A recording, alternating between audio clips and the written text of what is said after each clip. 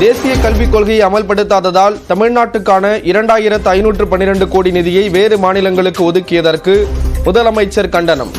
இந்திய வரலாற்றில் அரசியல் பழிவாங்குவதற்காக கல்வியை இதுவரை எந்த அரசும் பயன்படுத்தியதில்லை என மத்திய அரசு மீது விமர்சனம். தமிழ்நாட்டில் மதச்சார்பு சக்திகளை புறக்கணித்து மதச்சார்பின்மை மற்றும் மக்கள் ஒற்றுமையை காப்போம். பொதுமக்களுக்கு திமுக கூட்டணி கட்சிகள் கூட்டாக வலியுறுத்தல். அத்திக்கடவு அவிநாசி திட்டத்தை நிறைவேற்றி தந்ததற்காக கோயம்புத்தூர் அன்னூரில் நடந்த விழாவிற்கு மாட்டு வண்டியில் சென்ற அதிமுக பொதுச் செயலாளர் EPS.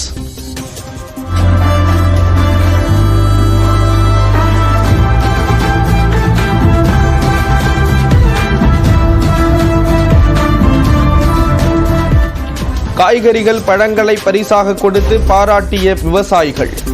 மேகங்களுக்கு இளைப்பாற இடம் கொடுத்தவள் அன்னை மேற்கு தொடர்ச்சி மலை. அவள் அள்ளி தந்த கொடை அத்திக்கடவு. அக்கொடையை வானம் பார்த்த விவசாயி. IAS அதிகாரிகள் 38 பேரை பணியிட மாற்றம் செய்தது தமிழ்நாடு அரசு. உயர்கல்வித்துறை செயலாளராக சமயமூர்த்தி, நீர்வளத்துறை செயலாளராக மங்கத்ராம் சர்மா, மருத்துவத்துறை செயலாளராக செந்தில்குமார் நியமனம். மின்சார வாரிய தலைவராக ராதாகிருஷ்ணன், உணவுத்துறை செயலாளராக சத்யபிரதா சாஹூ நியமனம். மீண்டும் வனத்துறை செயலாளரான சுப்ரியா சாஹூ. கோயம்புத்தூர் மாவட்ட ஆட்சியராக பவன்குமார் கிரியப்பனவர் நியமனம். தேனி மாவட்ட ஆட்சியராகிறார் ரஞ்சித் சிங். சென்னை பெருநகர வளர்ச்சி குழும உறுப்பினர் செயலராக S. பிரபாகர் நியமனம். தமிழ்நாடு குடிநீர் வடிகால் வாரிய மேலாண் இயக்குநராகிறார் கிரண் குராலா. 2026 தேர்தலில் 200 இலக்கு என்பதை ஈரோடு கிழக்கு தொடங்கி வைத்துள்ளது என முதலமைச்சர் MK ஸ்டாலின் பெருமிதம். வஞ்சிப்பது பாஜக அரசின் பழக்கம், அதையும் எதிர்கொண்டு தமிழ்நாட்டை வாழ வைப்பது திமுக அரசின் வழக்கம் என்றும் அறிக்கை.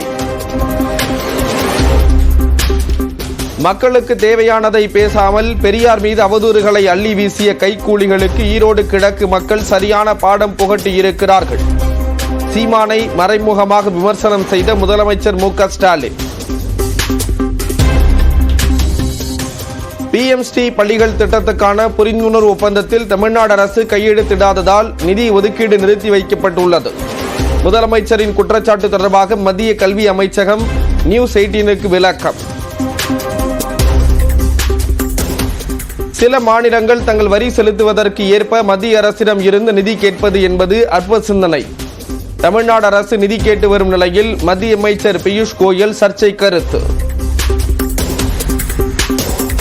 தமிழ்நாட்டு மாணவர்களின் கல்வி வளர்ச்சிக்காக ஒதுக்கப்பட்ட நிதியை மற்ற மாநிலங்களுக்கு திருப்பி விட்டிருப்பது அற்ப சிந்தனை இல்லையா?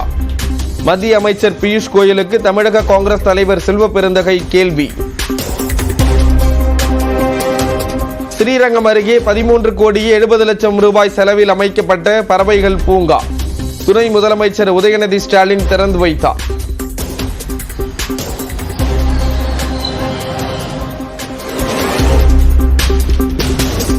பெண்களுக்கு பாதுகாப்பு இல்லாத மாநிலமாக தமிழ்நாடு மாறி வருவதாக எதிர்க்கட்சி தலைவர் எடப்பாடி பழனிசாமி குற்றச்சாட்டு. சட்டம் ஒழுங்கு சீர்கேடுகளை இரும்பு கரம் கொண்டு ஒடுக்க வலியுறுத்தல். தாவேக தலைவர் விஜய் அறைக்குள் அமர்ந்து முடிவெடுப்பதை தவிர்க்க வேண்டும் என்று அவரிடமே கூறியுள்ளேன். மதுரையில் தேமுதிக பொதுச் செயலாளர் பிரேமலதா விஜயகாந்த் பேட்டி. முதல்ல அவர் நாளுக்கு 4 ரூம்ல உட்காந்து பேசுறதை விட்டுட்டு பொது வேலைக்கு வரணும், மக்களை சந்திக்கணும், பத்திரிகையாளரை சந்திக்கணும், மக்கள் பிரச்சனையை கையில் எடுக்கணும். அப்பதான் அரசியல்ல நம்மளால நிலைச்சு நிற்க முடியும். இதை விஜய்கிட்டே நான் சொல்லியிருக்கேன். பணம் கட்டி விளையாடும் ஆன்லைன் விளையாட்டுகளை 18 வயதுக்குட்பட்ட சிறார்கள் விளையாட தடை. தமிழ்நாடு ஆன்லைன் விளையாட்டு ஆணையம் கட்டுப்பாடு. டெல்லி முதலமைச்சர் பதவியிலிருந்து விலகினார் அதிஷி. சட்டமன்ற தேர்தலில் ஆம் ஆத்மி தோல்வியடைந்ததால் துணைநிலை ஆளுநரை சந்தித்து கடிதம் வழங்கினார். மத்திய உள்துறை அமைச்சர் அமித்ஷாவை சந்தித்து பேசினார் பாஜக தலைவர் JP நட்டா. டெல்லியின் புதிய முதலமைச்சர் குறித்து ஆலோசனை.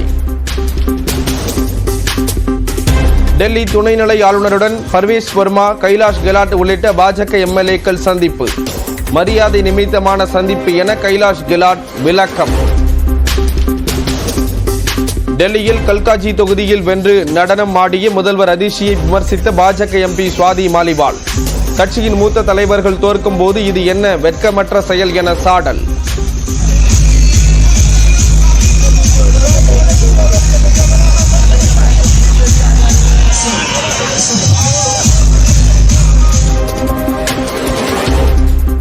எதிர்க்கட்சிகள் ஒற்றுமையாக இருந்தால் வெல்லலாம் என்பதற்கு டெல்லி தேர்தல் பாடம். திமுக அமைப்பு செயலாளர் RS பாரதி கருத்து. ஒற்றுமை எதிர்க்கட்சிகளிடத்தில் இருக்க வேண்டும். ஒட்டுமொத்தமாக போராடினால்தான் வெற்றி பெற முடியும் என்பதற்கு டெல்லியிலே இருந்து எல்லோரும் கற்றுக்கொள்ள வேண்டிய பாடம். டெல்லி சட்டமன்ற தேர்தலில் மக்களின் முடிவுக்கு மதிப்பளிக்கிறோம். தமிழக துணை முதல்வர் உதயநிதி ஸ்டாலின் திருச்சியில் பேட்டி. இந்தியா கூட்டணி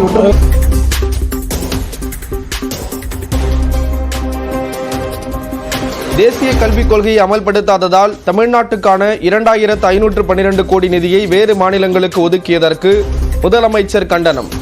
இந்திய வரலாற்றில் அரசியல் பழிவாங்குவதற்காக கல்வியை இதுவரை எந்த அரசும் பயன்படுத்தியதில்லை என மத்திய அரசு மீது விமர்சனம். தமிழ்நாட்டில் மதச்சார்பு சக்திகளை புறக்கணித்து மதச்சார்பின்மை மற்றும் மக்கள் ஒற்றுமையை காப்போம். பொதுமக்களுக்கு திமுக கூட்டணி கட்சிகள் கூட்டாக வலியுறுத்தல்.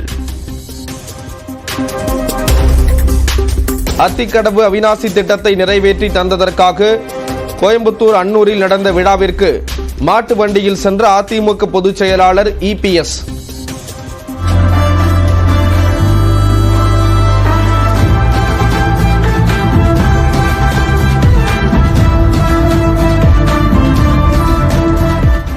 காய்கறிகள் பழங்களை பரிசாக கொடுத்து பாராட்டிய விவசாயிகள். மேகங்களுக்கு இளைப்பாற இடம் கொடுத்தவள் அன்னை மேற்கு தொடர்ச்சி மலை. அவள் அள்ளி தந்த கொடை அத்திக்கடவு. அக்கொடையை வானம் பார்த்த விவசாயி. IAS அதிகாரிகள் 38 பேரை பணியிட மாற்றம் செய்தது தமிழ்நாடு அரசு. உயர்கல்வித்துறை செயலாளராக சமயமூர்த்தி, நீர்வளத்துறை செயலாளராக மங்கத்ராம் சர்மா, மருத்துவத்துறை செயலாளராக செந்தில்குமார் நியமனம்.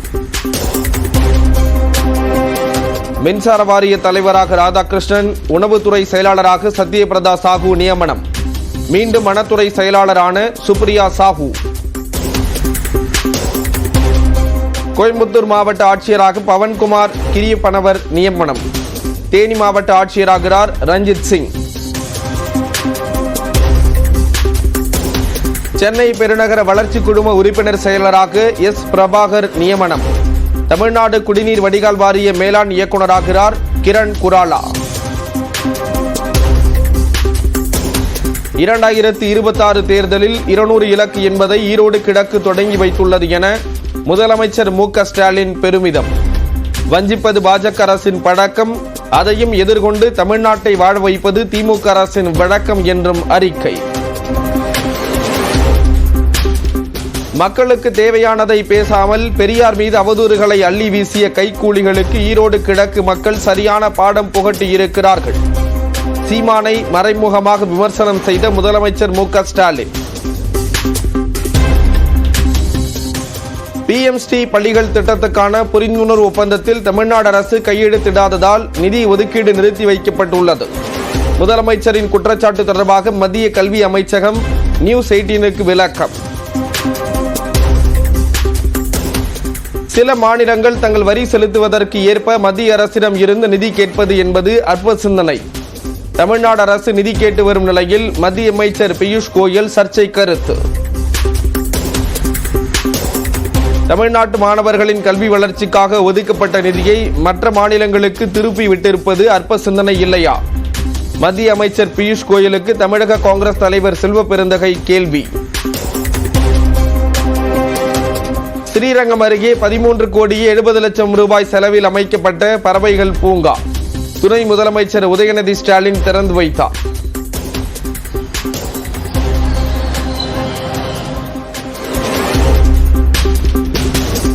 பெண்களுக்கு பாதுகாப்பு இல்லாத மாநிலமாக தமிழ்நாடு மாறி வருவதாக எதிர்க்கட்சி தலைவர் எடப்பாடி பழனிசாமி குற்றச்சாட்டு. சட்டம் ஒழுங்கு சீர்கேடுகளை இரும்பு கரம் கொண்டு ஒடுக்க வலியுறுத்தல்.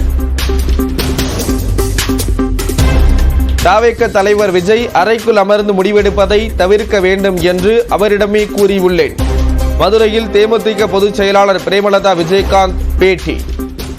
முதல்ல அவர் நாளுக்கு நாள் ரூம்ல உட்காந்து பேசுறதை விட்டுட்டு பொது வேலைக்கு வரணும், மக்களை சந்திக்கணும், பத்திரிகையாளரை சந்திக்கணும், மக்கள் பிரச்சனையை கையில் எடுக்கணும். அப்பதான் அரசியல்ல நம்மளால நிலைச்சு நிற்க முடியும். இதை விஜய்கிட்டே நான் சொல்லியிருக்கேன். பணம் கட்டி விளையாடும் ஆன்லைன் விளையாட்டுகளை 18 வயதுக்குட்பட்ட சிறார்கள் விளையாட தடை. தமிழ்நாடு ஆன்லைன் விளையாட்டு ஆணையம் கட்டுப்பாடு. டெல்லி முதலமைச்சர் பதவியிலிருந்து விலகினார் அதிஷி. சட்டமன்ற தேர்தலில் ஆம் ஆத்மி தோல்வியடைந்ததால் துணைநிலை ஆளுநரை சந்தித்து கடிதம் வழங்கினார். மத்திய உள்துறை அமைச்சர் அமித்ஷாவை சந்தித்து பேசினார் பாஜக தலைவர் JP நட்டா. டெல்லியின் புதிய முதலமைச்சர் குறித்து ஆலோசனை. டெல்லி துணைநிலை ஆளுநருடன் பர்வேஸ் வர்மா, கைலாஷ் கெலாட் உள்ளிட்ட பாஜக MLA-க்கள் சந்திப்பு. மரியாதை நிமித்தமான சந்திப்பு என கைலாஷ் கெலாட் விளக்கம். டெல்லியில் கல்காஜி தொகுதியில் வென்று நடனம் ஆடிய முதல்வர் அதிஷியை விமர்சித்த பாஜக MP சுவாதி மாலிவால். கட்சியின் மூத்த தலைவர்கள் தோற்கும் போது இது என்ன வெட்கமற்ற செயல் என சாடல்.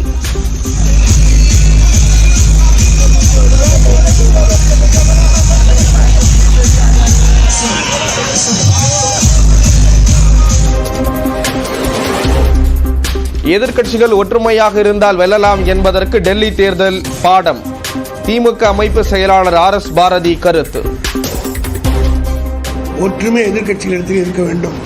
ஒட்டுமொத்தமாக போராடினால்தான் வெற்றி பெற முடியும் என்பதற்கு டெல்லியிலே இருந்து எல்லோரும் கற்றுக்கொள்ள வேண்டிய பாடம். டெல்லி சட்டமன்ற தேர்தலில் மக்களின் முடிவுக்கு மதிப்பளிக்கிறோம். தமிழக துணை முதல்வர் உதயநிதி ஸ்டாலின் திருச்சியில் பேட்டி. இந்தியா கூட்டணி